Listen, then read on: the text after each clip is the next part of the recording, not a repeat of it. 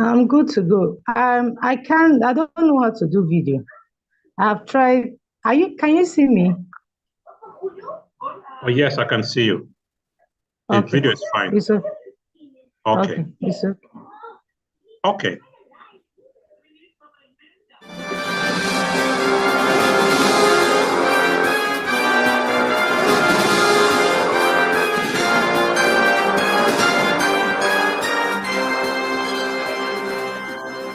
Okay, so once again, welcome to the show, and we're going to kick off immediately.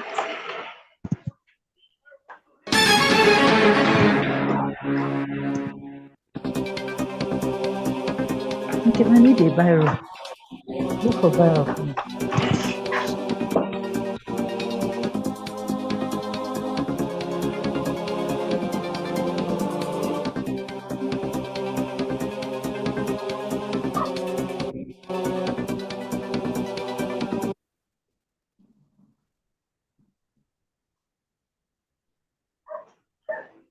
Okay, so that's question 1 for 500 naira. And let me know which is your answer. You can read out the words for the answer you choose. For example, A, laboratory test results, so that I'm sure which option you're going with. Let me know what your answer is. Ouch, ouch. I picked B.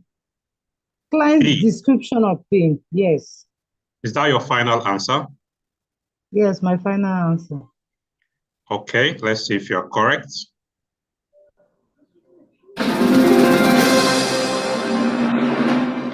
Okay, congratulations, you're right.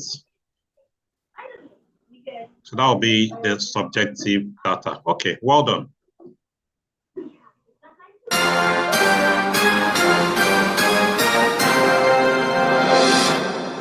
Okay, so you can go on to look at question 2 for 1,000 naira, or you can just go home with the 500 naira. Which one would it be? Option 2. Okay, so let's look at question number 2 for 1,000 naira.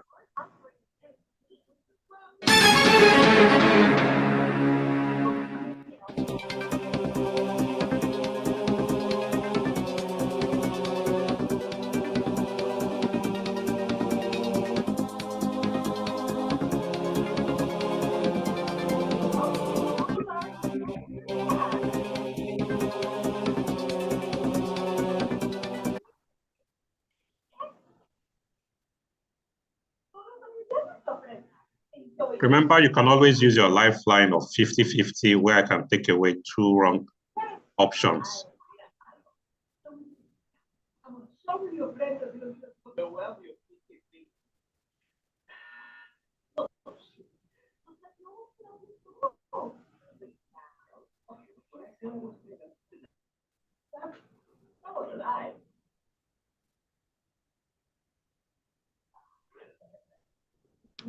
I'll take option B.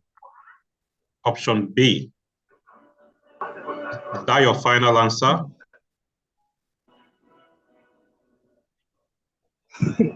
I think A, sorry. A, compartment syndrome. Is that your final answer? A is my final answer. Okay, let's see if you're correct.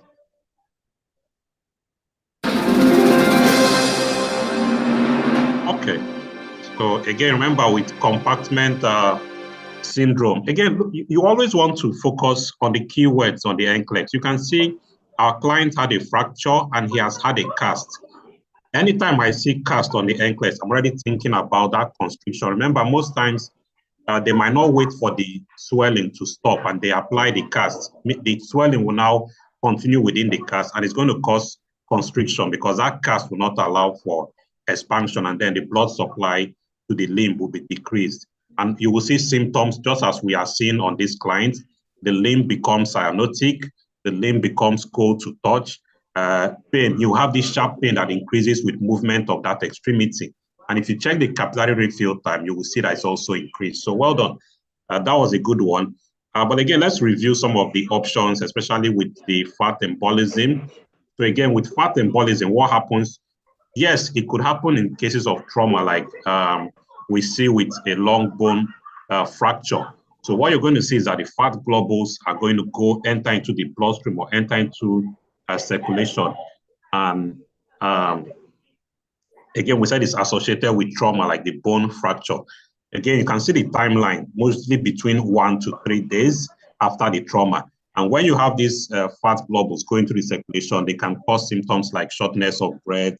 You can see neurological symptoms like confusion, and there's that obvious petechial rash. So again, that's what differentiates your fat embolism from your the initial answer we went with. Again, you don't want to go with venous thrombosis. With venous thrombosis, you're going to see blood clots breaking off from the long veins, like the deep veins in the body, like the ones in the legs.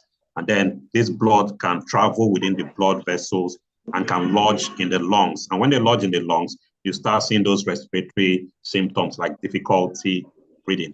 And again, it wasn't our amniotic fluid embolism. Remember, with amniotic fluid embolism, you see it in cases of when the patient is pregnant. It's a major complication that is seen with pregnancy, where you have amniotic fluid going into the maternal pulmonary circulation, and it's going to cause cardiovascular collapse. So on the Nclex, what are you looking out for that will tell you your client has amniotic fluid embolism? You will see sudden cardiovascular or cardiopulmonary collapse, and then there's always going to be hypotension. The systolic blood pressure could drop below 90 millimeters of mercury. And again, you would also see severe hypoxia. SpO2 is less than 90%, and the patient starts turning bluish. So again, that tells you your client has amniotic fluid embolism. Okay, well done. So now you've made it up to this point. Again, I'm always going to ask you this simple question. You can choose to walk away with this 1,000 naira that you've won. I can transfer it to your account as we speak, or you can choose to look at question 3 for 2,000 naira. So which would it be? Let's go for question 2. You don't want to go with this 1,000 you already have? You want to go for that? For the fun of it, I love it. Okay, it's then. Part of learning. Okay, so let's look at.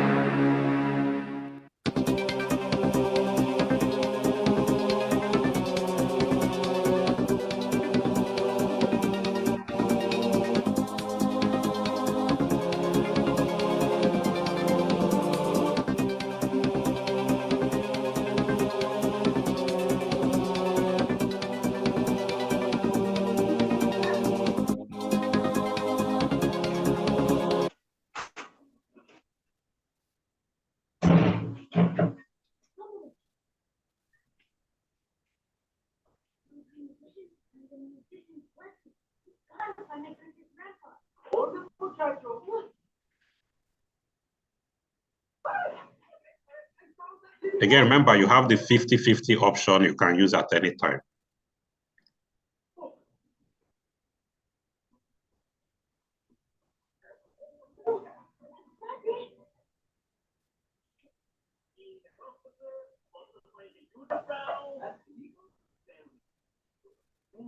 I go for B. Option B. Is that your final answer? That's my final answer. Option B, glucosuria, osmotic diuresis, loss of water and electrolytes. Yes, sir. Again, think about what happens with diabetes insipidus. Oh. Again, remember, you have the 50-50 option you can use. If you like to use it now, that'll be fine.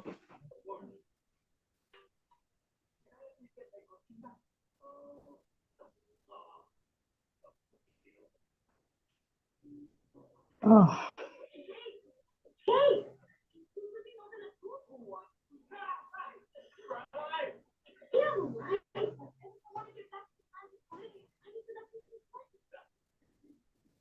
Again, remember, you have 4 minutes, so you can use your 50-50 okay, option. Let me do 50-50, please. Okay, so I'm going to take off option C as a wrong option, and I'm going to take off option B as a wrong option. You are left with option A and option D.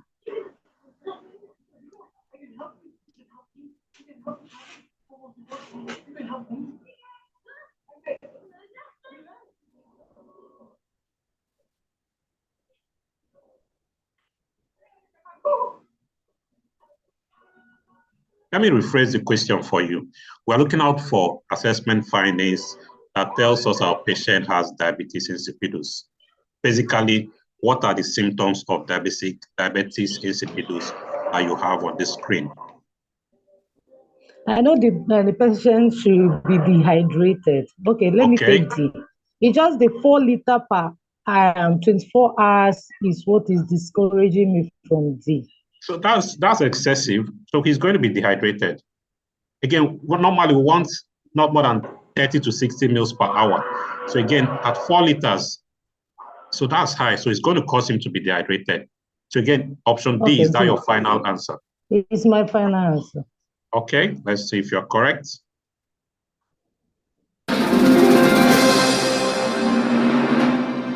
Okay, so again, we know that DI is a disorder of salt and water metabolism. Again, you're going to see increased thirst in these people and heavy urination. So that's a giveaway there. The lips are cracked because he's dehydrated. So you're going to see that low urine output. You're going to see that specific gravity of 1. The specific gravity, again, tells us these are all signs of dehydration. So you must be able to identify what each symptom on the Nclex is telling you. So let's go back to option A. What condition do you think that patient has in option A? When you see hypertension in the presence of the blood pressure, the pulse being low, to kind of bradycardia in the presence of hypertension, what comes to your mind? Is muscles of the heart are having issues, myocardial infarction or. So with myocardial infarction, we won't see, again, okay, let me just put it this way. One way I remember it is hyper-brady. When I see hypertension in the presence of bradycardia and bradypnea, that tells me the client has increased intracranial pressure or there's brain damage. So again, the answer would not be A because those are symptoms of increased intracranial pressure. So the way I remember it is hyper-brady. How about option B? What do you think is happening with this client? Because this is the opposite of diabetes insipidus. Now his loss of water, loss of electrolytes, we are seeing sugar in the urine. What do you think is happening with the patient in option B? DM. Exactly, that's diabetes mellitus. So again, don't think the Nclex is just throwing out options at you. There's something they are trying to tell you. They want you to figure out what that disease process is with each of these patients. How about option C? He's putting on weight, weight gain of 5. If the pulse is high, again, look at the sodium. What's our normal sodium? 135 to 145. We are seeing the sodium being low. What do you think is happening with that patient in option C? Should I say SIADH? Exactly. These are symptoms of syndrome of inappropriate antidiuretic hormone, which is the opposite of our diabetes insipidus. So again, on the Nclex, always understand what they are trying to tell you. These are not just symptoms that are put together. There's a reason they are trying to give you a specific condition for each option. Okay, so you've used up your 50-50. Well done. You've gotten up to 3,000 naira. Would you want to run away with this 3,000 naira, or you want to see question 5 for 5,000? For the education of it, I want to go on. Okay, so let's look at question 5 for 5,000 naira. But at this point, I will not be guiding you further. Okay.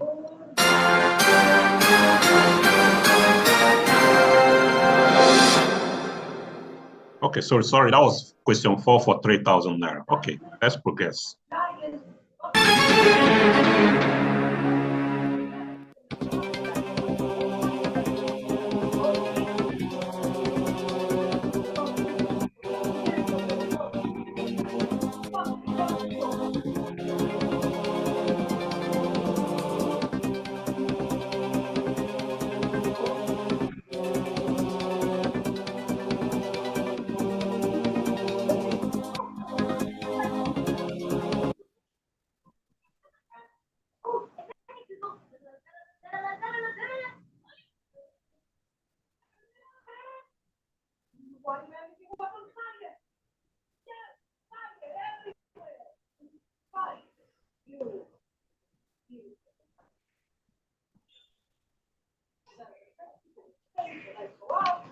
Option. Okay. A and B. You say it's between A and B? Yes. Again, on the Nclex, you must go, you can only go with one option. So which would it be?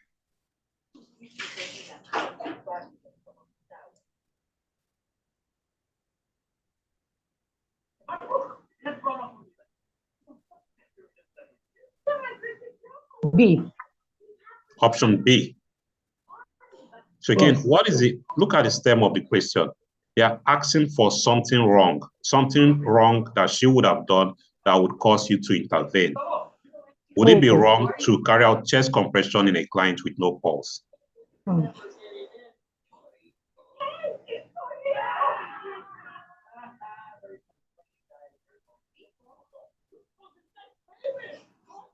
Again, not just a client with no pulse, but a client in asystole. So that's the giveaway.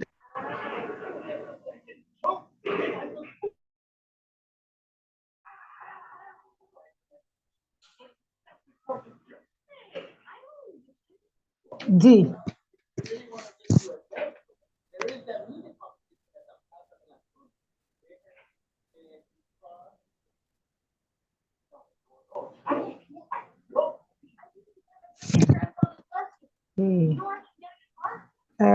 Epinephrine. I think there should be a pause before you administer epinephrine. Hello. I'm not sure if I should help you further, but again, we can use epinephrine in a pulseless arrest. We can.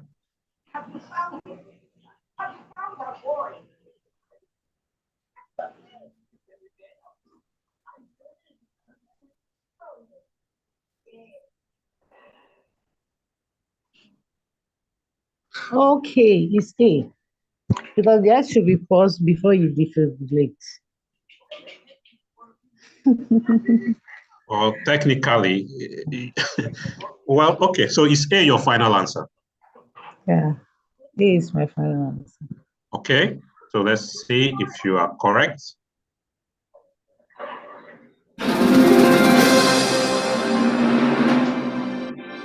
Okay. Congratulations again, even though you're just having narrow escapes and pushing your way around. Well, let's talk about those rhythms. So again, remember there are two types of cardiac arrest rhythms. There are the shockable rhythms, there are the non-shockable rhythms. So with your shockable rhythm, so you want to know this going into the Nclex. Your shockable rhythms will be your ventricular fibrillation and your pulseless ventricular tachycardia. Those are the only two rhythms we would shock on the Nclex. So if the graduate nurse is shocking any other rhythm, then we want to be concerned. So your non-shockable rhythms will be asystole and PEAs. PEAs will be your pulseless electrical activity. So again, you want to know this going into the Nclex. You have two shockable rhythms, your ventricular fibrillation and your pulseless ventricular tachycardia. And your non-shockable rhythms would be your asystole and your pulseless electrical activities. Again, you've been having narrow escapes. Do you want to run away with this 8,000 naira? Or for you want the knowledge to of it, I want to, for the knowledge of it, because you break it down. That's what I like most. Okay.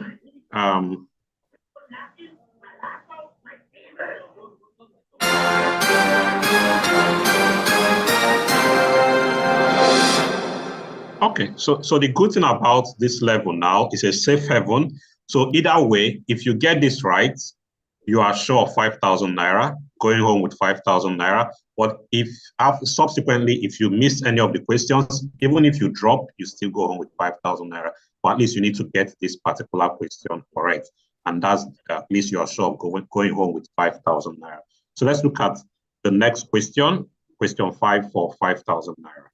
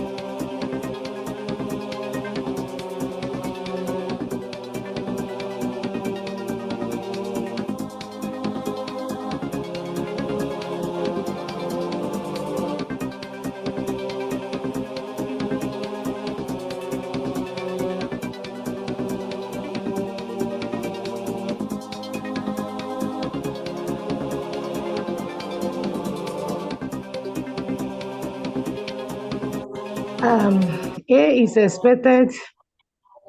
D is expected.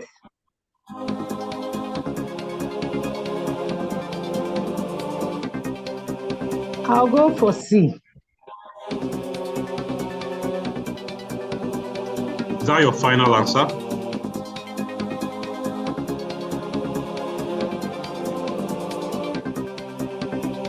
It's my final answer.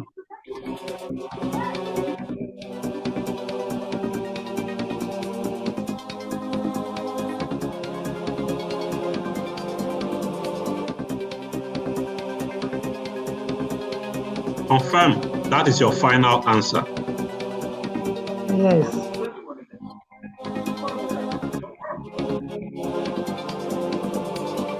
Okay, let's see if you are correct.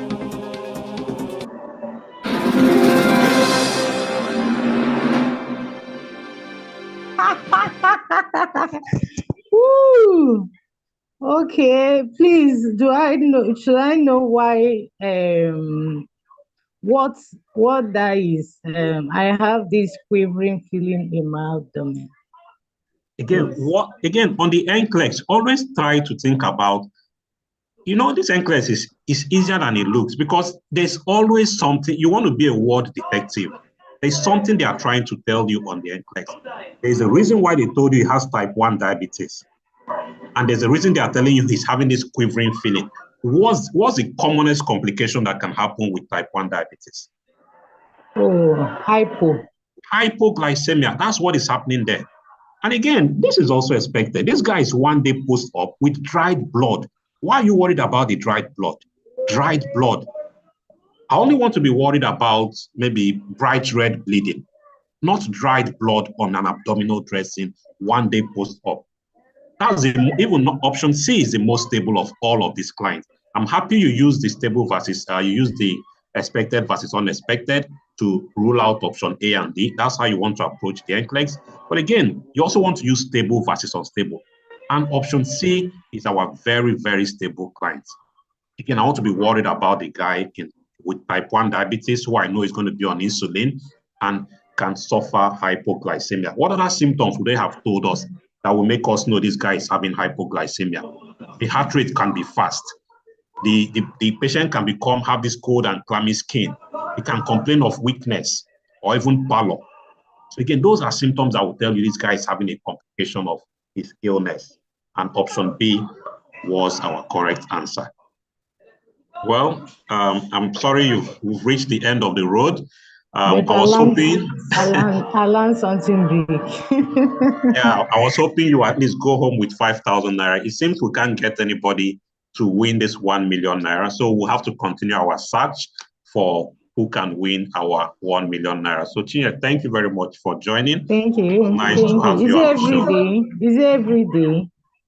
No, we try to schedule it as we get people requests. So again, we ask people, if you think you can win this 1 million naira, send us an email to info@nursingworldnigeria.com and we'll put you on the live show. So Chinwendu, thank you very much for joining and do have a pleasant night. Thank you very much. Thank you very much.